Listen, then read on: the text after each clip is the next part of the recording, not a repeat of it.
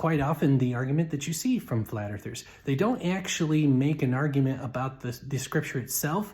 What they'll do is challenge you by saying if you don't agree with their interpretation of scripture, then somehow you don't trust God, instead of understanding that, hey, maybe they could be wrong. Maybe there's more than one view. And yeah, probably one of us is wrong, but does that automatically mean we don't trust God? Of course not. Quite honestly, with as much evidence as there is of a spherical earth, it is kind of humorous to us that you hold on to this archaic idea. And the fact that you go so far as to say that the Bible actually teaches it, you say it clearly teaches, well then we have to challenge it, and sometimes humor is a good mechanism for that. And yes, we do bring in scientific evidence. What's wrong with that? But let's also keep in mind the Bible is not a textbook. It was never meant to teach you about the shape of the earth. But don't worry, I'll go through all the popular verses in this video and tell you what the passages actually mean. Almost every video I see debunking flat earth from a Christian point of view actually explains the passage, explains the original Hebrew, which is most of the time what the issue is. And very many of them do it with respect. Just because some people who study scripture say they believe that the earth is flat and that the Bible teaches that doesn't mean it's true. So in biblical order, respectfully and using only scripture, not even scientific evidence, I'm going to show you the top 10 verses that flat earthers use and how we can refute those. So the most famous one they like to use is Genesis 1:6-8, where it talks about the word they like to use firmament, which is an old English word. And we translate it in modern language as expanse. What either they don't know or they choose to ignore is that Hebrew is a concrete language. So when you are expressing how big and bold something is, you have to use concrete terms.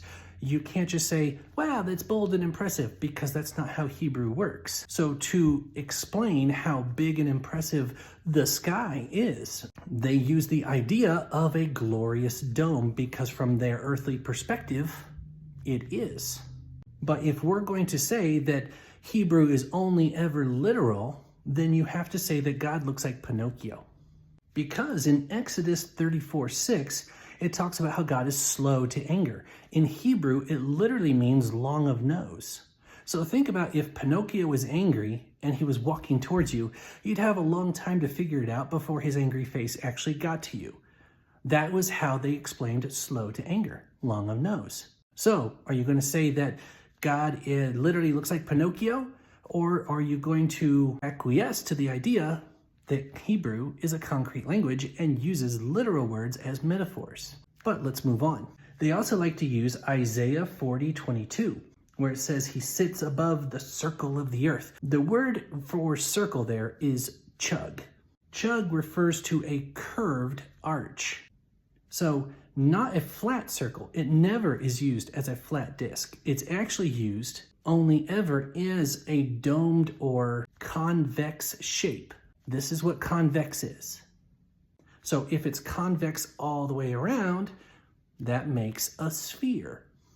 And actually, one of the verses they use to prove a domed sky, like an impenetrable dome you can't get through, actually disproves the flat disk. If we go to Job 26:10, it says he has inscribed a circle on the face of the waters. Okay, so again, this is a convex round structure, because the same word chug is also used to describe God treading on the vault of heaven in verse 22:14 of that same book. So the idea is he's walking over the top of it, and it's curved. Not along the edge, not along the horizon. It says he's treading on the vault of heaven. Vault there is the same word chug that's used before for circle of the earth. So circle, vault, same thing. So he's treading on the circle. Are you saying he's only walking along the horizon? Because the problem is it also says that the clouds are the dust of his feet. So clearly it's talking poetically, but even if you want to point out that it's saying circle, it's saying his straight course over top of you is a circle. Same word as described on the planet itself, which means it has to be the same shape, a convex shape. A continuous dome is a sphere, guys. So one thing they like to talk about is foundations and pillars. Even though this passage here says that he hangs the earth on nothing, which sounds a lot like outer space to me. But ignoring that, let's go ahead and deal with the foundations. 1 Samuel 2:8, they love Hannah's song where she mentions the 4 pillars of the earth are the Lord's. If the earth even was flat, why is there only 4 pillars? Because there's 4 directions to up, down, left, and right.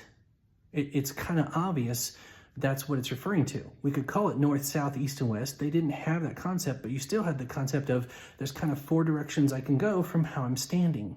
And in that same passage, if we're going to say that she's meaning literal pillars, then you also have to say she has a horn. Because in verse 1, she literally says, my horn is exalted. Now, understanding the concrete language of Hebrew, horn simply means power. My power is exalted. God's power in work in me has been exalted. Psalm 104 verse 5 says he set the earth on its foundations so that it should never be moved. This clearly has to be a metaphorical concept to talk about God's ability to keep things stable, to keep it how he wants it, because we can juxtapose it to Job 9:6, which says he shakes the earth from its place and its pillars tremble. So which is it? Is it steady? Is it shaky? The whole point is that God's creation either stands or falls when he wants it to. It's not about the fact that it's on literal pillars. Now, one they really like to use because they don't actually understand what a seal is Job 38:13-14. The earth takes shape like clay under a seal. But the seal is not this. That's the imprint of a seal. The seal is what made the imprint. Breaking the seal means you broke the authority that the actual seal carries. And so, yes, sometimes seals are a stamper, sometimes they're a signet ring, but a long time ago, it was a round cylinder that turns. So when it says that it takes the shape like clay under the seal, when you were to roll clay onto this round cylinder, what shape would it come out? It wouldn't come out flat. Have you ever played with Play-Doh? It would get stuck to the roller, right? That's exactly the idea. He's simply saying it's round, it's curved, just like the word chug tells us. Then we have Psalm 19:4-6. It talks about how the sun runs its course.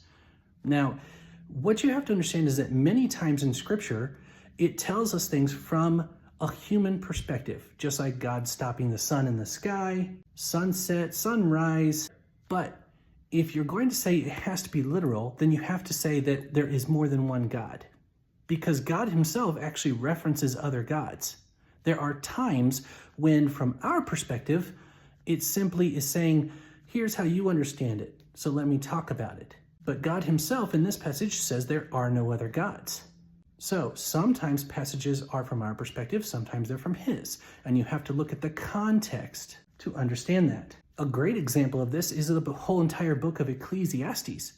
It constantly says, under the sun, under the sun, under the sun. It talks about how the dead know nothing. It's not talking about spiritual matters, it's talking about earthly matters. That's why he constantly uses the phrase under the sun. That entire book is about from an earthly perspective. That's why he rarely talks about the benefits of having God in your life. So that also takes us to Ecclesiastes 1:5. The sun rises and the sun goes down. Again, an earthly perspective. Then you have Daniel 4:10-11. It talks about a tree that's invisible to all the end of the earth. Well, this is the middle of a dream where all the earth is affected by whatever this tree is. And if you look it up, it's clearly that. So the biggest problem that flat earthers have is just an inability to read context. That's why they never teach you an entire paragraph at a time. This isn't mocking, and I didn't use any science. So you're welcome to go ahead and refute all of these, but I welcome you to actually use an entire paragraph when you do.